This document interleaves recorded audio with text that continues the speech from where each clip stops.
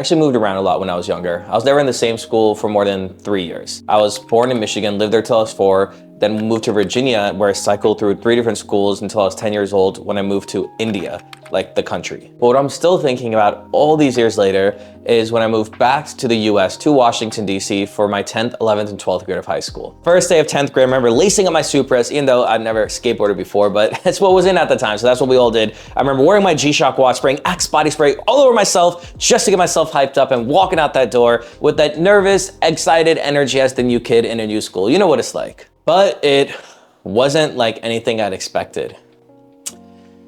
There were just like small things that were normal to me that just didn't exist in American high schools. For example, there was this concept in India called bunking classes, which means you just go to school, but you don't attend a class. You cut class, you just hang out with friends in the hallway, go run to the basketball court. I used to just hang out in the piano room. Either way, you go to school, but you just skip a few classes because whatever, you just roll like that. And I remember my first day in America when I was trying to do this orientation with my academic counselor, I wanted to gauge how much shit I could actually get away with. So I remember at the end of our conversation, I was like, so Mrs. Smith, what if I don't feel like going to class? She was like, Sid, what do you mean you don't feel like going to class? And I was like, you know, let's say I'm just feeling kind of sick, right? I'm not feeling well, I feel really sick and I just can't make it to class. She's like, well, you go to the nurse, you get a signed note from the nurse, you take it back to the teacher, she signs off on that, and then you go home and your parents call in saying they received you and that you actually are sick. And I was like, well, shit, I mean, okay, how's this? What if I just don't feel like it? I'm just not in the mood to go to class. What happens then? She said, what do you mean you're not in the mood to go to class? You gotta go to class. If we can't find you and you're not the nurse's office or in the classroom, then we will call your parents and we will ask them, we can't find you, that you're missing. And if we still can't find you, we will go to the police and file a report that you're missing. And I was like, well, shit. This is totally different. The question I asked her just didn't even compute to her, like how my worldview was just a few months before then. And it was then I learned America had really different rules than India, and I really couldn't cheat the system the way I used to. I slowly went from going by my full name, Siddhant, to going by Sid, so it was easier for others to remember me. Crazy part is in India, I was actually quite popular. I was on the varsity basketball team, going to parties. I was also nationally ranked as a piano champion, so I was pretty well known throughout the school. But in America, I got whipped at basketball tries. I couldn't even make bench warmer status, so that part of my identity was gone. And then when I tried out for piano at orchestra, there was already some super duper genius Asian kid who already had a full ride of Juilliard at age 15, so I was out of luck there too. Things can get any freaking harder. I had these massive thick braces at the time, which were so bad that I had a lisp. I literally, bro, I would go around saying my name is Thid to people. I couldn't even pronounce my own name. I don't know, man. I went from this loud, extroverted, full of life personality to this quiet, little scared, lonely boy. Yeah, and it sucked. It really did. The whole world was being turned upside down to my new reality, but all these things I mentioned before weren't even the toughest part. The question I should have asked my academic counselor was, how does lunch work and where do I sit?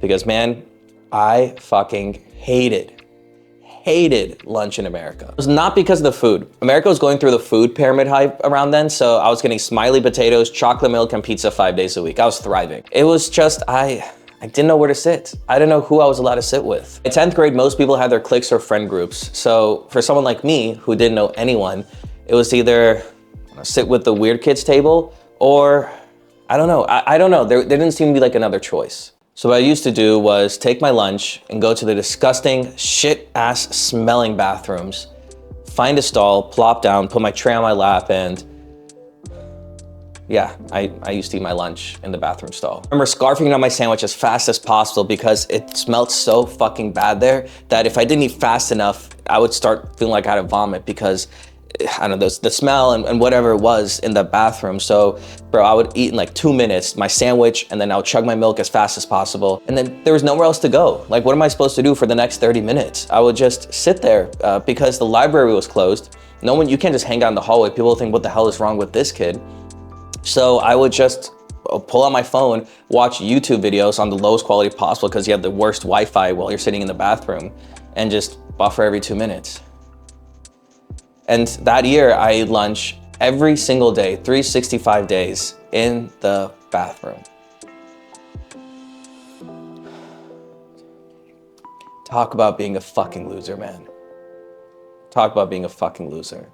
What's even worse is the next year I took initiative. I started this new kids club where any new kid who went to our high school, I wanted to make sure they did not go through what I went through the year before. So I told them every single day on the first day that, hey, if you can't find anyone to sit with, come find me and I'll sit with you at lunch, so that they didn't feel alone. Little do they know that I was sitting with them because I still didn't have anyone to sit with but them. And it wasn't until one day halfway through my junior year that most of the new kids were out that day for some reason, so I didn't have anyone to sit with that I knew. But by then I'd built enough courage to go sit with the weird kids, so that's what I was doing. I just didn't care anymore. And that particular day, when I was sitting at that weird kids table, I remember one of my friends from physics class was sitting at a table with normal guys and cool guys. And he just looked at me and ushered at me and be like, bro, what the hell are you doing? Come sit with us. This moment is my Roman Empire, because I think about this every few weeks, and I don't know why. I felt like for all those years, I needed permission from someone to sit there with them. There's so many tables at lunch, but I felt like I didn't qualify to sit at any of them. And through time, hanging out on the normal table with the cool kids, I learned that most of them were generally nice. They were all great people. And I'm sure if I asked just nicely on day one of 10th grade, they wouldn't have said anything. They'd actually be happy if I sat with them. And I always look back at that time in my life, and I always regret that period, because I just feel sorry for that small, scared little boy. And the only reason I suffered like that was because I just didn't have the balls to go and ask someone at a table if I can sit with lunch with them. It sounds so freaking easy, bro, but I just didn't have the guts to do that. And I'm not saying all this for you to feel sorry for me. Honestly, there's worse things going on in the world than some kid who had a tough time fitting into one of the most affluent public schools in the East Coast. But man, these things still hurt after all these years. And I've been trying to think why. Why do I still keep thinking about this? And it's because somewhere I felt that I developed this fear of rejection. And that fear of rejection transformed into this fear of feeling not good enough. And that seeped into my subconscious identity, and it permeated through just every facet of life without me even realizing it. It wasn't until just a few years ago I finally overcame this and built that confidence on learning how to ask for things and just not caring a fuck about what people think about me. I'd heard of this coffee challenge by Noah Kagan on the Tim Ferriss podcast, and I absolutely loved it because he talks about how to actually practice that fear of rejection muscle with super low risk. Basically, the challenge is next time you go to your favorite coffee shop, when you're about to pay, ask for 10% off.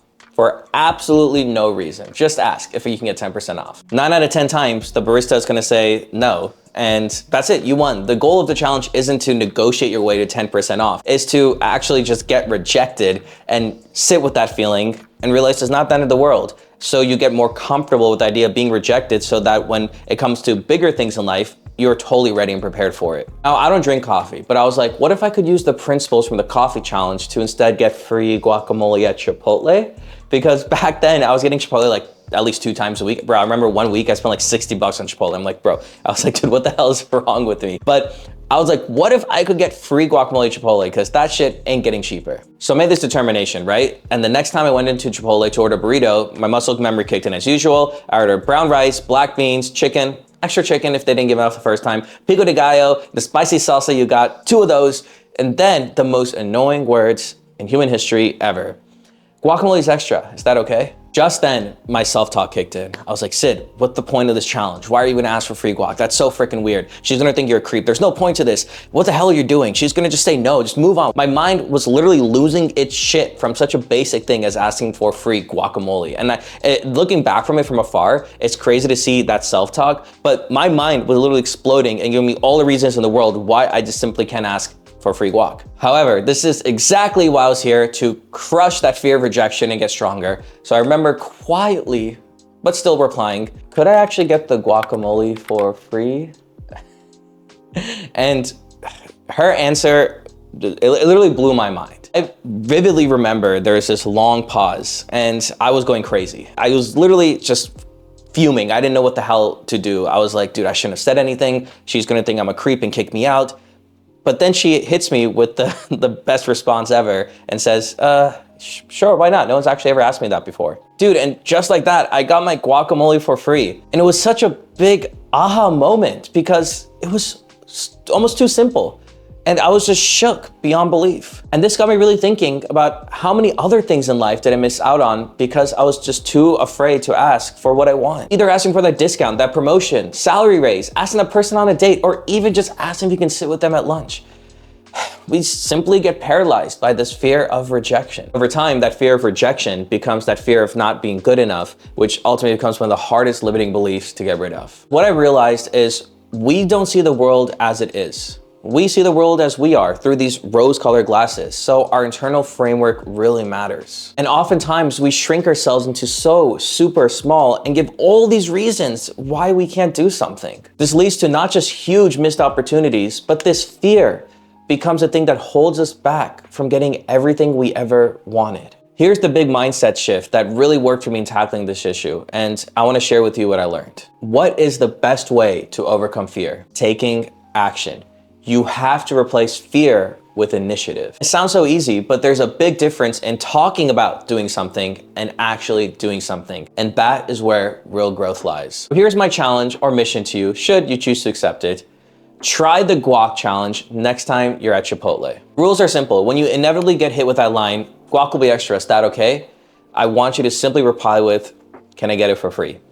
That simple, don't overthink it. This guac challenge might not seem like a big task to you, but that's what most people say before they try it. Sid, won't it be weird to ask? Or what's the point even? I literally don't get it, Sid. And trust me, that's literally your fear of rejection talking. If you have that self-talk already, that's an even more need for you to do this challenge right now. I promise you, everyone learns something about themselves by taking this challenge. And just watch the spirit seep into all other areas of your life as you demand more for yourself. And I wanted to leave you all with a heartfelt message from me, that if there's anything at all you took from this video, I hope it's this. See, in life, you don't get what you want or what you deserve. You get what you ask for.